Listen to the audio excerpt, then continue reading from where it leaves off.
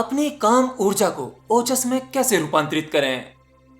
देखिए, अपनी sex energy को ट्रांसफॉर्म करने के लिए पहले आपको काम को समझना होगा, सेक्स को समझना होगा, इसकी एनर्जी को समझना होगा। और मैं इस टॉपिक पर जितनी बार भी बोलूंगा आपको कुछ ना कुछ नया जानने को मिलेगा। देखिए, अगर आप सेक्स को गहराई से समझना चाहते हैं तो यह आपको 3 के आंकड़े से समझना पड़ेगा, क्योंकि किसी भी मनुष्य के साथ सेक्स 3 तलों में घटता है। लेकिन अफसोस, हम सेक्स के इन तीनों तलों के बारे में ज्यादा कुछ नहीं जानते। अब चाहे आपने सेक्स में मास्टर ही क्यों ना कर रखा हो, पीएचडी ही क्यों ना कर रखी हो, आप फिर भी इसकी बारीकियों को नहीं जान पाते, क्योंकि जब यह घटता है तो कुछ पल के लिए मनुष्य को मूर्छित कर देता है।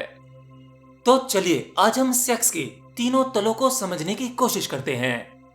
सबसे पहला तल, जो आपके शरीर से सीधा संबंध रखता है।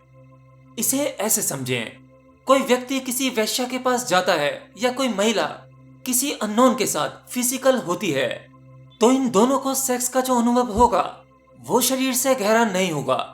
वो शरीर से शुरू होकर शरीर पर ही खत्म हो जाता है, क्योंकि आप किसी भी वेश्या के शरीर की कीमत लगा सकते हैं, परंतु उसके मन की कीमत नहीं लगा सकते। वह अपना शरीर बेच सकती है, लेकिन मन नहीं। एक बलात्कारी किसी भी महिला का शरीर छीन सकता है, लेकिन उसके मन को कभी हासिल नहीं कर सकता। तो साधारण मनुष्य का सेक्स का प्राथमिक अनुभव शरीर से ज्यादा नहीं होता।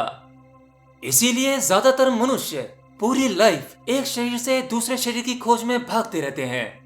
ऐसे पुरुष कितनी ही महिलाओं को क्यों ना भोग लें, और महिलाएं कितने ही पुरुष को क्यों ना भोग लें, ये कभी पूर्ण नहीं हो पाते, क्योंकि इन लोगों को सेक्स की भीतरी परतों का ज्ञान ही नहीं होता। और सेक्स का दूसरा तल है मन।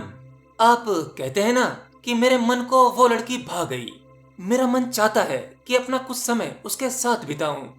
और आज के युवा इसे प्रेम समझ लेते हैं, लेकिन याद रहे, यह प्रेम नहीं है, क्योंकि आपका मन स्थिर रहने वाली चीज नहीं है। यह तो पल पल बदलता रहता है, और ये बात आप जानते हैं क्यों, है ना? जब एक शरीर अपोजिट शरीर को भोगता है, संभोग में उतरता है, तब आपके मन को संतुष्टि मिलती है, तृप्ति मिलती है, खुशी मिलती है। कुछ पलों के लिए ही सही, आपका मन यह कहता होगा कि आपको जीवन का परम आनंद मिल गया, इससे बड़ा कोई दूसरा सुख नहीं हो सकता। परंतु कुछ ही समय बाद आपको किसी दूसरी स्त्री में सुख दिखाई देने लगता होगा, मतलब आपका मन फिर से पलटी मार जाता है।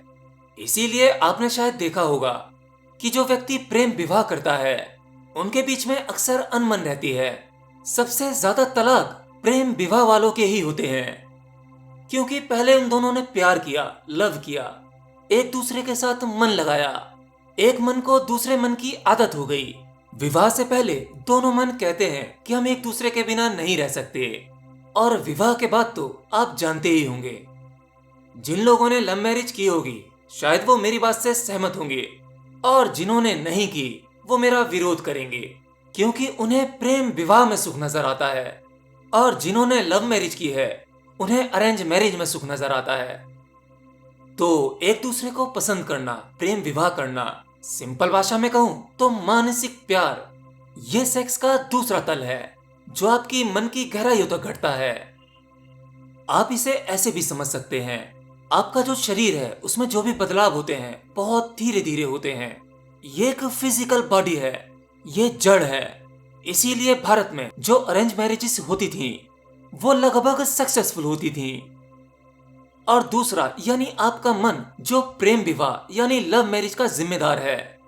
तो आपका मन स्थिर नहीं है, वो जड़ नहीं है, वो पल पल बदलता है। इसीलिए ज्यादातर लव मैरिजेस सक्सेस नहीं है, और वो हो भी नहीं सकती, क्योंकि आपकी लव मैरिज आपके मन से कनेक्टेड होती है। अब आप लोग ये कहेंगे कि भाई इसकी क्या गारंटी है कि अरेंज मैरिज सक्सेसफुल होती है, आजकल तो वो भी सक्सेसफुल नहीं होती। देखिए, आजकल की अरेंज मैरिजेस भी लगभग लव मैरिज की ही तरह है। शादी तय हुई, उसके तुरंत बाद ही नंबर शेयर हो जाते हैं, और एक दूसरे की मन की बातों का आदान प्रदान शुरू हो जाता है। बस फिर क्या, वही मन का खेल शुरू हो जाता है। अरे पूछो जरा अपने मम्मी पापा से, जिनकी शादी छोटे शहरों में या गांव देहात में हुई होगी, शादी से पहले एक दूसरे को देखा भी नहीं होगा।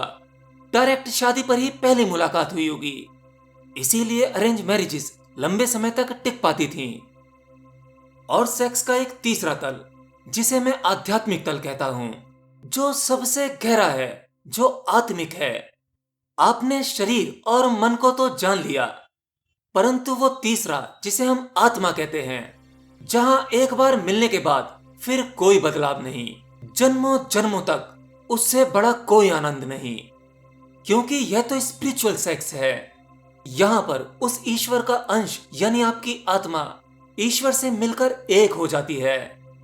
शायद आपको पता भी नहीं होगा, जब पति पत्नी एक दूसरे के साथ सेक्स में उतरते हैं, तब उस समय कुछ एक पल के लिए आपको परम घटना घटती है। एक पल का ही सही समाधि का अनुभव होता है। बस फर्क इतना है कि आप उस समय बेहोश होते हैं और उस सेक्स की वो एक पल की घटना पति पत्नी को पूरे जीवन बांध के रखती है। अब देखो, ये केवल कुछ एक पल के लिए घटा और आपको लगता है कि आपको परम आनंद मिल गया। यही घटना आपको एक दूसरे से अलग नहीं होने देती। अब सोचो, उस परम आनंद से, उस ईश्वर से अगर सदा के लिए मिलन हो जाए तो वो कितना बड़ा धमाका होगा। देखिए, शायद आप हजारों बार किसी के साथ फिजिकल हुए हों, लेकिन आप अब तक यह नहीं जान पाए होंगे कि आपकी काम ऊर्जा, सेक्स एनर्जी बहुत तरह से रूपांतरित हो सकती है।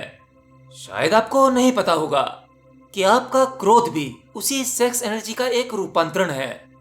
आपकी एंजाइटी, आपका स्ट्रेस, अकेलापन, ये भी सेक्स ऊर्जा का रूपांतरण है। जब कोई व्यक्ति किसी नई चीज की खोज करता है, तो उस खोज की वो शक्ति, वह भी सेक्स ऊर्जा का रूपांतरण है। बुद्धि का तेज होना, जैसे स्वामी विवेकानंद, वो भी सेक्स एनर्जी का ट्रांसफॉर्मेशन है।